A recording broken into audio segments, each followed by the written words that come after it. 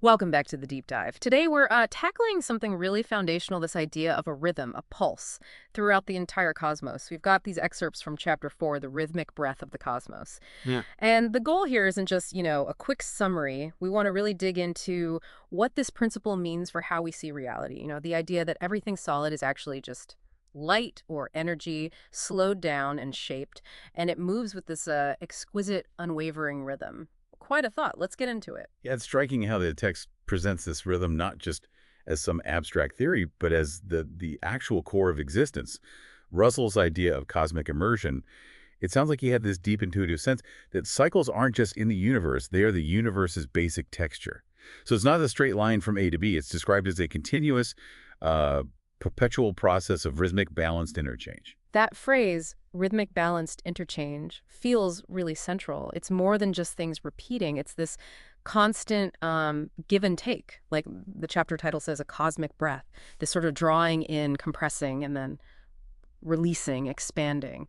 What does that constant flow mean for how we think about things being stable versus changing? That's a really good question. Yeah. Because what looks stable on the surface is, according to this view, actually a state of, well, dynamic equilibrium. It's maintained by this rhythmic flow. The text talks about this through pairs of opposites, positive and negative charges, male and female principles, even life and death. But instead of seeing them as totally separate fighting forces, the idea is they're just different phases of one larger cycle, complementary phases always interacting, seeking that dynamic balance. Like, think about the tension and release in anything that oscillates. Okay. So not strictly either, but points along a wave, maybe. Yeah, Constantly affecting each other in this rhythm. The pendulum example makes that clear. It has to swing back. exactly. And the tides, too, that continuous flow. Does that imply that fundamentally nothing is ever really standing still? Precisely. The text makes that argument quite strongly, that the universe isn't this static collection of stuff. It's alive. It's described as breathing, pulsing, living entity. And when you look out, at the really big scales, it becomes pretty obvious. Take the life cycle of stars. You have these huge clouds of gas, nebulae, pulling inwards under gravity. That's the cosmic inhalation, the compression.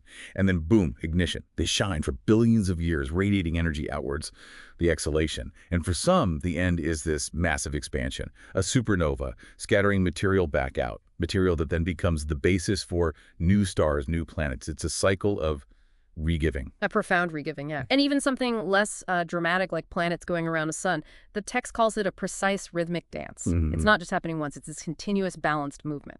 How does that orbital rhythm create stability in, say, a solar system? Well, it suggests that the stability we observe often comes from these underlying rhythmic processes. The gravity, the momentum. They're in this constant state of, dynamic balance. It creates predictable, repeating patterns. And this isn't just out in space, is it? Think about Earth itself. The seasons, driven by our orbit and tilt. The tides, pulled by the moon and sun in a steady rhythm.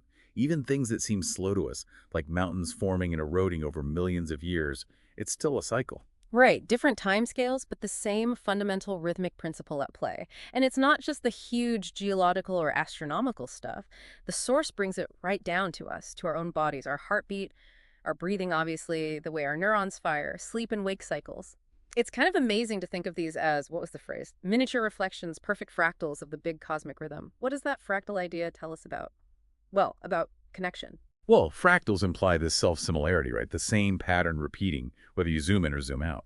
So if our own biological rhythms echo these larger cosmic ones, it suggests there's a deep underlying order connecting everything. Yeah. It sort of blurs the line between me and the universe. It suggests we're not just separate little units, but actual participants in this huge rhythmic unfolding. And the text gives this a name, the law of cosmic cycles, or the law of rhythmic balanced interchange.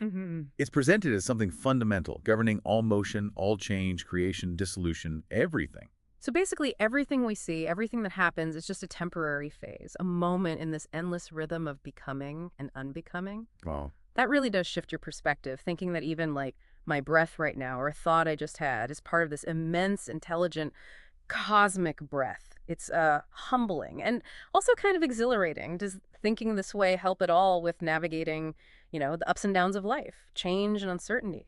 It certainly suggests a different way to relate to change. Maybe it's not something to just fight against, but something inherent to how things are. Yeah. Just like the tide goes out, then comes back in.